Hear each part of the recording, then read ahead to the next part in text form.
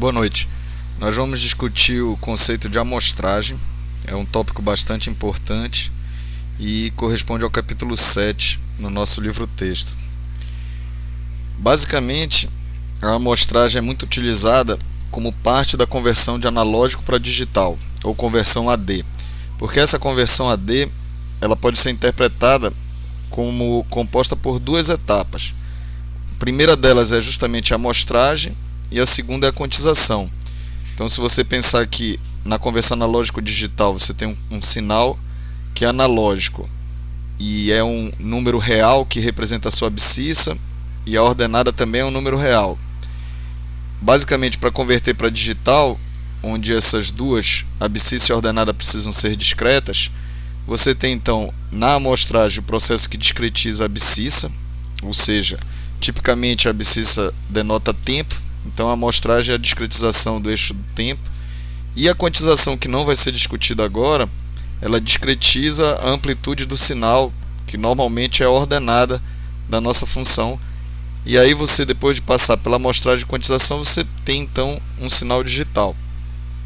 Então, basicamente, revendo, a gente teria aqui uma representação de um sinal analógico. Você nota que o eixo da abscissa está em tempo, então você faz essa leitura, por exemplo, em segundos, e não há nenhuma restrição na amplitude, pode assumir qualquer valor. Então esse sinal ele vai ser digitalizado, fazendo-se então a discretização da abscissa, que agora se lê como a amostra N. Então, na hora de contar aqui 10, 11, 12, você nem tem a noção de tempo em segundos, por exemplo. Você só tem um índice em um vetor, e aí tem a 10ª amostra, a 11ª e assim por diante. Então o eixo da abscissa foi discretizado, e aqui também o eixo da ordenada, a amplitude, que no nosso exemplo aqui assume os valores -3, -2, -1, 0 até 6. Então a amplitude também foi discretizada. Então essa conversão analógico-digital ela pode ser entendida, como nós falamos, por um processo primeiro de amostragem seguido por quantização. Então, para que nós entendamos a amostragem, há dois conceitos, que é o do período de frequência de amostragem, que vão estar sempre aparecendo. Então, são simples, eles são relacionados um como sendo o inverso do outro. Então, a frequência de amostragem é o inverso do período e vice-versa. E se alguém diz que um período de amostragem, TS, é meio segundo, significa que o intervalo entre uma amostra e outra desse sinal é de meio segundo, e invertendo 1 dividido por meio dá 2, o que indica que a frequência de amostragem nesse exemplo aqui seria de 2 amostras por segundo. Fazendo o caminho inverso, se eu já tiver a frequência de amostragem, por exemplo, de 8.000 Hz, eu teria o intervalo entre uma amostra e outra como sendo 1 dividido por 8.000, e aí esse valor de 125 microsegundos é o intervalo entre cada uma dessas amostras. E coisas que nós vamos estar assumindo aqui é, primeiro, a amostragem é periódica, então há processamento de sinal que usa amostragem não periódica, ou seja, o intervalo entre uma amostra e outra pode não ser o mesmo, mas aqui no curso ele é sempre assumido o mesmo, então é uma amostragem periódica. E outra questão que se vai assumir é que nós vamos chamar de a frequência de amostragem em Hertz, ao invés de amostras por segundo, como alguns textos preferem. É como se nós tivéssemos, em termos de programação orientada do objeto, fazendo um overload do termo Hertz, para que ele não denote apenas frequência. Ele vai denotar, Hertz é tudo que é número de vezes por segundo. Então, se eu piscar 30 vezes por segundo, é 30 Hz a frequência de piscar, e se eu gritar 10 vezes em 1 segundo, são 10 Hz a minha frequência de gritar. Ou seja, o Hertz para nós então vai poder representar frequência de amostragem. E basicamente nós vamos estar vendo o teorema da amostragem, que diz que essa frequência ela tem que ser maior que 2 vezes a máxima frequência contida no sinal. Então, mais adiante nós vamos mostrar de onde vem esse teorema da amostragem, e basicamente alguns exemplos estão aqui nessa tabela, onde para a voz de telefonia se assume que A frequência máxima é de 3.400. O sistema de telefonia foi projetado assumindo que 3.400 é válido para se ter inteligibilidade, é o que é necessário. Então 2 vezes 3.400 é 6.800. Então a frequência de amostragem para telefonia é de 8.000 Hz. Ou seja, para cada segundo de voz, quando se fala num telefone celular ou num telefone que use VoIP, tipicamente essa voz vai ser então vão ser extraídas 8.000 amostras a cada segundo dela. E o ouvido humano nós podemos escutar até 20 kHz. Então notem, 3.400 é porque a inteligibilidade da voz é boa se você tiver até a frequência de 3. Mas você ouvir uma música a 3.400 é uma qualidade ruim. E nós podemos ouvir até 20.000 Hz. Então o áudio, quando gravado na forma de CDs de áudio, ele usa uma frequência de amostragem que assume que nós ouvimos até 20 kg, e 2 vezes 20.000, né, dá os 40. Então a gente dá uma margem de segurança para os filtros não precisarem ter banda de transição muito brusca, e a frequência de amostragem adotada para os CDs de áudio é de 44.100 Hz. Ou seja, comparem aqui, no caso de uma música em um áudio, para cada segundo daquela música eu já extraí 44.100 amostras para representá-la. E assim uma gama de outros sinais, por exemplo, de eletrocardiograma, que a frequência máxima de interesse para os estudos clínicos é vista como menor de 250 Hz. Então, tipicamente, quando a gente usa um equipamento como o Holter digital, que armazena eletrocardiograma, as frequências de amostragem estão em torno de 500 Hz, ou seja, atendendo 2 vezes a máxima frequência de amostragem. Tem que ser maior do que 2 vezes a máxima frequência de amostragem. Então, esse conceito de período e frequência a gente vai encontrar bastante. Um outro conceito que nos ajuda a desenvolver teoria é o de sinal amostrado. Então, aqui com esse diagrama, eu estou tentando representar aqui. Se você tem um sinal contínuo no tempo, com amplitude, sem restrição, ou seja, um sinal analógico, e você usa um conversor analógico digital para converter esse sinal num sinal que não só é discreto no tempo, mas além disso ainda tem amplitude quantizada, ou seja, essa conversão analógico digital, que é usada a quase todo momento hoje em dia em nossa vida, quando se fala o telefone, assistir televisão, essa conversão ela é modelada usando esse conceito de sinal amostrado, que não acontece tipicamente na natureza, e para nós ele vai ser, porque ele é um sinal que para nós vai ser um sinal com impulsos de áreas distintas, ou seja, esse sinal amostrado aqui a gente vai estar observando a amostragem por trem de impulsos, e esse sinal então ele vai ser formado por impulsos, e as áreas desses impulsos vão estar carregando informação. Então eu estou frisando que ele está nessa linha intermediária justamente para mostrar que ele é útil para se modelar os sistemas.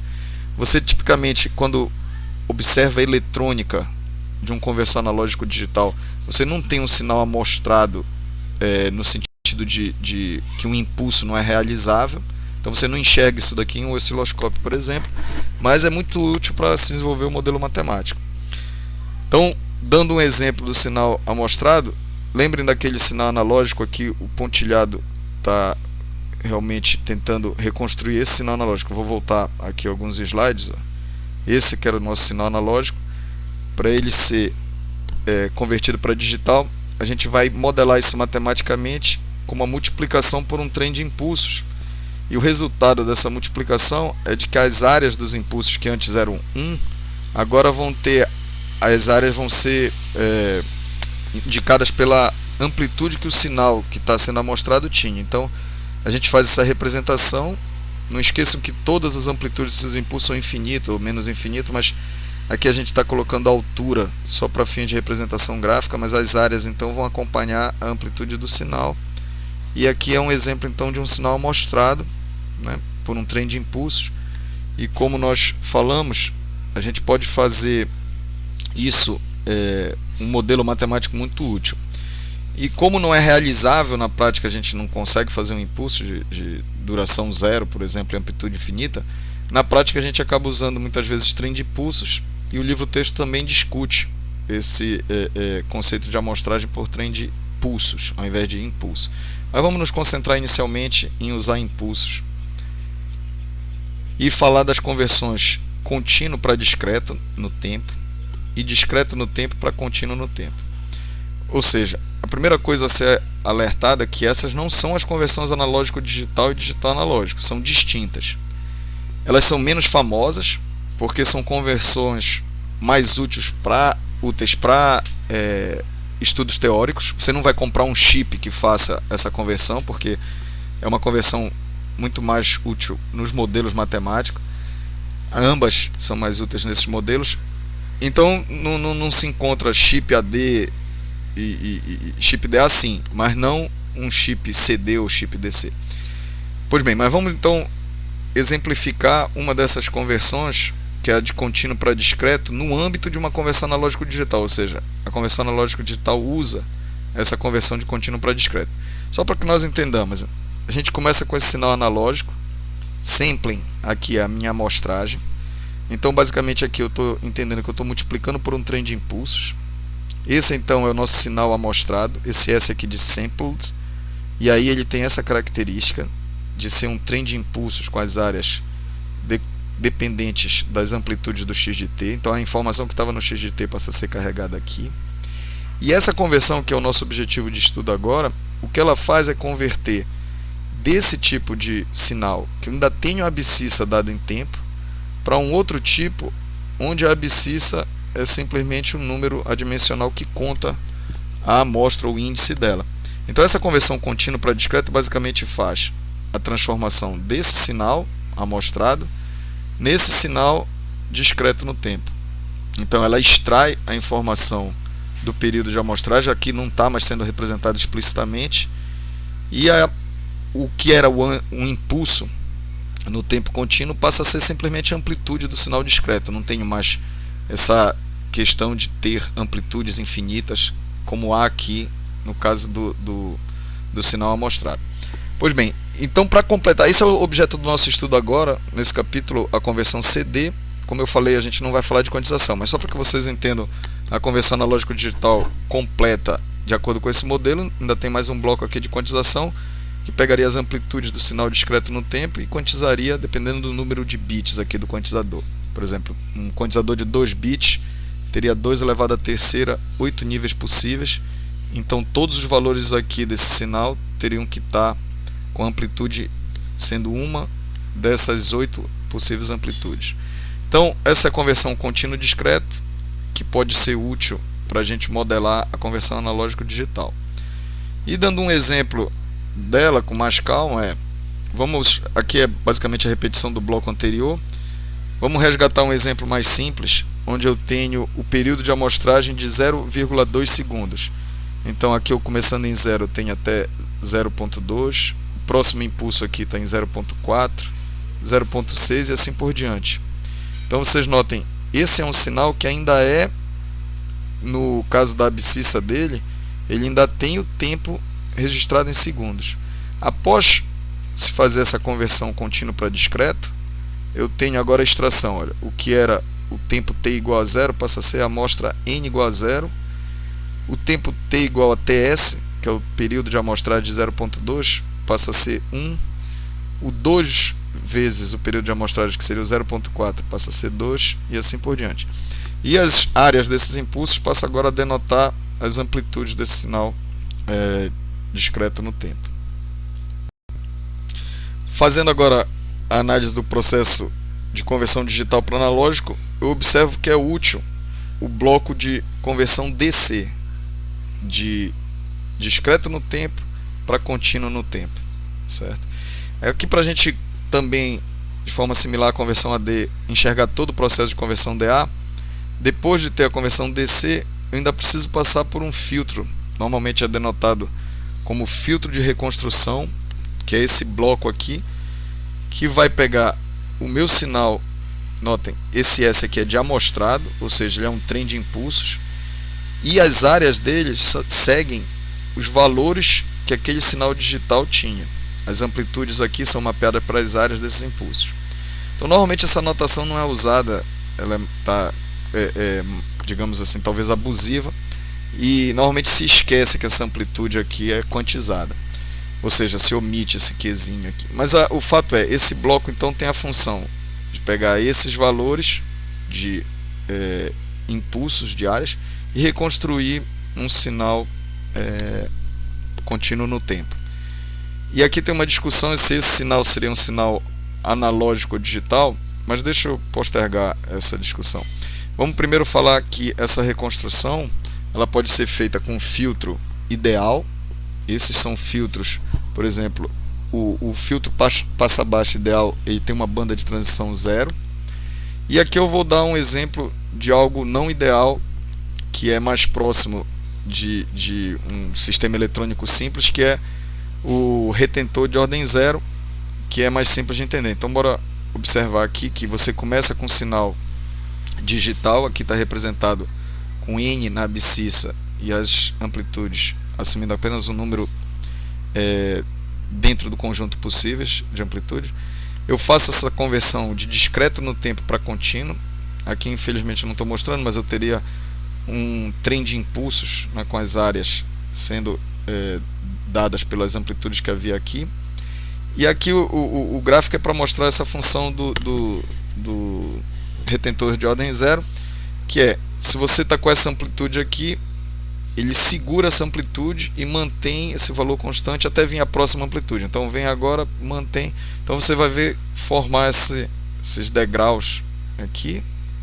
E aí esse é o papel do retentor de ordem 0. Por exemplo, a amplitude era nesse início aqui, então por isso aqui retentor, ele retém esse valor até chegar à próxima amostra e você muda então a amplitude.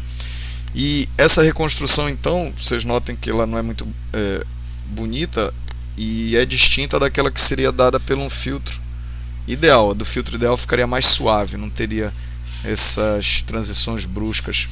E aí a gente vai ver mais adiante essa reconstrução com filtro ideal. Mas o que eu quis mostrar nesses slides é basicamente as conversões CD e as conversões DC, que são tipicamente úteis para modelar as conversões AD e DA respectivamente. E é importante que o aluno distinga, já que muitos fazem confusão entre essas conversões DC e CD e as outras, que é a conversão AD e DA. Então, apresentando esse trem de impulso, a gente já falou dele. Se a frequência de amostragem é 8.000 amostras por segundo, o período de amostragem é o inverso disso, daria 125 microsegundos.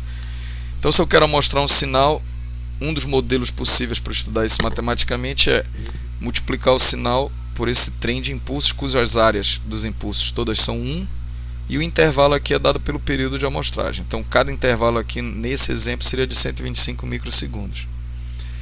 E aí vocês notem que há efeitos problemáticos, como se o período de amostragem não for bem curto, se ele for longo, essas amostras que estão aqui representadas pelas áreas dos impulsos podem perder informação sobre o sinal. Por exemplo, aqui olha, tem, seguindo a envoltória aqui em pontilhado, esse detalhe aqui que subiu e depois desceu foi perdido, já que o período de amostragem não foi pequeno o suficiente para haver impulsos aqui. Então esse sinal, na hora que ele fosse ser reconstruído, ele teria perdido, o sinal reconstruído teria perdido essa informação.